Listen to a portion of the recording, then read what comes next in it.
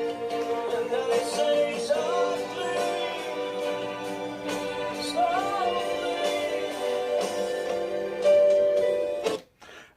be closer, tiny dancer.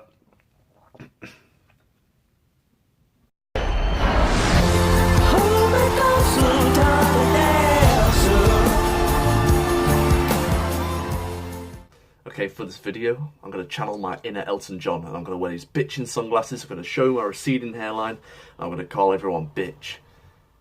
Yeah, bitch. Rocketman is a 2019 biographical / musical film based on the life of the drug addict, sex addict, and troubled star Elton John. The film was directed by Dexter Fletcher, who had a big hand in the making of Bohemian Rhapsody as he took over after Bryan Singer left the production. He had a huge part in making Bohemian Rhapsody such a success, and he brought all of those skills across and made Rocketman fantastic. He knew what he wanted to do, he had a very clear vision, and it resulted in an awesome film that I loved. It seems that Dexter Fletcher had a lot more freedom to add more style and colour and theatrics to this film as he did, compared to Bohemian Rhapsody, because this plays much more like a musical than a biographical piece. There's musical numbers, and it's shot like a musical, there's dance pieces. It's fantastic, and it's got a real energy towards it instead of like most biographical picks where it's just telling the story. It has an energy and it has vibrance and it's fun and it's exciting. It was really enjoyable to watch. When the film was first announced, I did immediately think, cash grab. I thought it'd be terrible, and when I heard Taron Egerton was going to be playing Elton John, I thought, is it a good match? Probably not. But I think it's safe to say I was very wrong, because when I started seeing the trailers, I thought it looked fantastic and different. Now, the one thing to bear in mind if you're a huge Elton John fan is that it does take artistic license and artistic liberties with the timeline of certain events, and especially with the songs used. But I think you have to be fair, and it is forgivable because the songs are used to showcase life events. So they're not just used to show what time period it was set in and when those songs came out. It's to express genuine moments in Elton John's life. So when he's falling in love with someone, it's a love song that plays over the top of it as Taron Egerton genuinely sings it. And that's what I loved about this film. Most films like this, they'll have an actor that looks a bit like the genuine person, and then they'll use either another voice actor or they'll use the original audio clips. But Taron Egerton did all of the songs, and he made the film instantly better. Night battle I'm on. It's a little bit funny. And I think it's gonna be a long, long time. Now, something I will be doing throughout this review at times is comparing it to Bohemian Rhapsody, because I believe this to be a better film. While yes, Bohemian Rhapsody was a very good autobiographical film, this one had more style and wasn't just telling the story of their lives. It was making an interesting and fun film to watch. The tone of the film matches with Elton John's persona, with being this overly eccentric, fun, sometimes tantrumy character. So all the musical numbers, they fit with that. And Taron Egerton, I mean, I never knew he had such talent to be portraying such a huge role. Because not only is he obviously the star of the film, but he's portraying a very real person that does not like to be portrayed poorly. Reported Elton John lost his temper on stage at a concert in the UK. He apparently cursed out a female usher, even made her cry. And it's a huge singing role. And yes, he's been known to have a good voice, but I don't think anyone expected him to be able to pull this kind of thing off. I don't want to just talk about Taron Egerton, although he is fantastic, and for me, probably the best part of the film. I think it would be fair to talk about the rest of the cast. So Jamie Bell, who's playing Bernie Taupin, who is the writer for Elton John and writes all his songs, was a very good and very warm performance, because they quite famously always got along. I believe they've never had an argument in their whole career, and his very forgiving, warm version of the character was definitely very welcome in the film.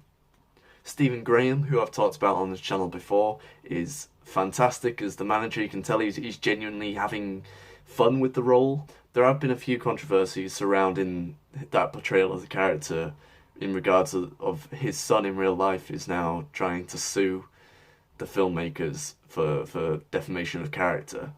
I think most of the cast was very talented, very enjoyable to watch. The only real problem I have with the film in general is the mum character.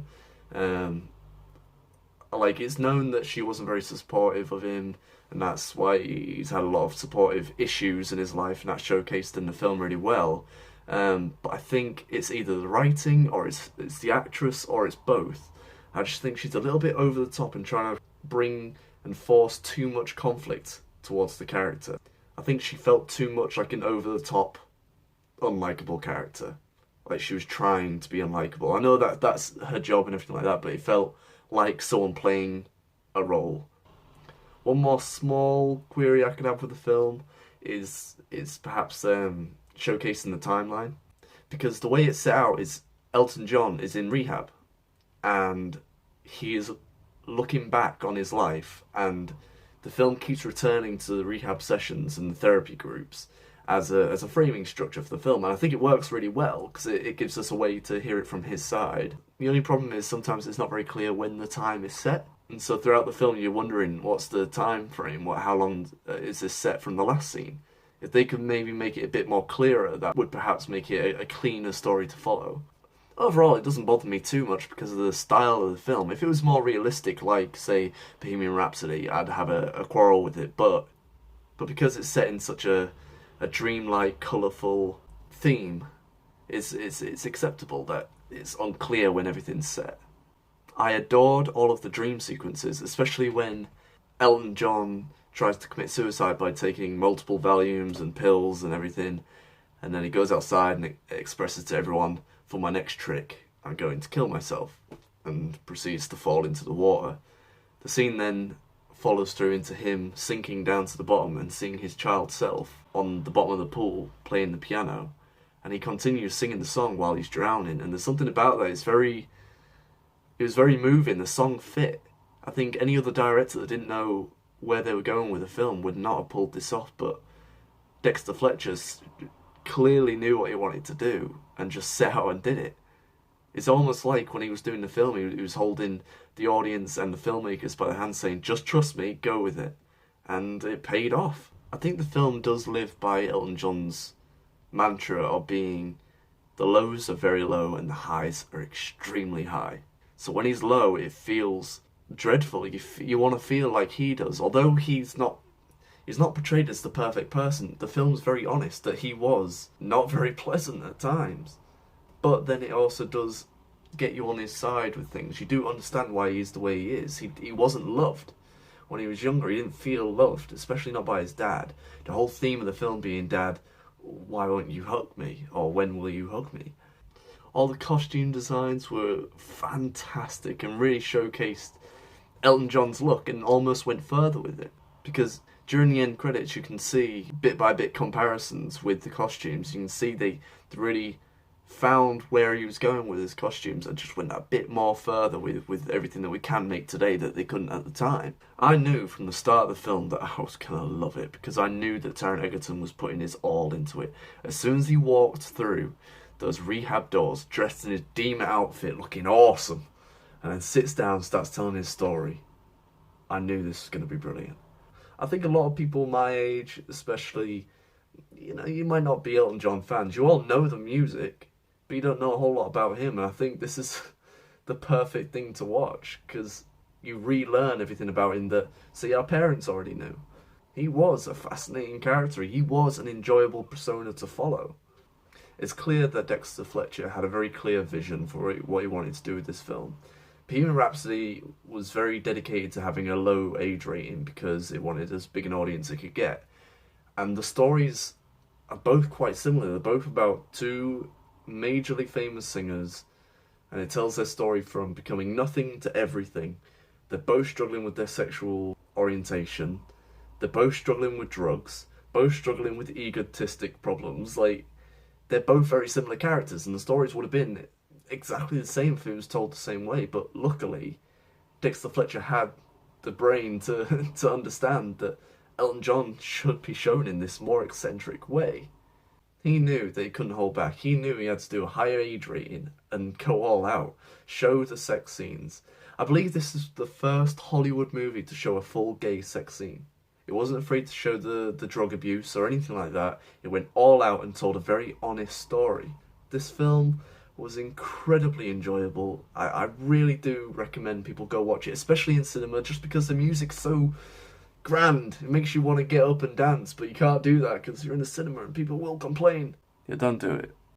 I will be getting this film on Blu-ray and enjoying it time and time again as soon as it's out. I will pre-order it and everything.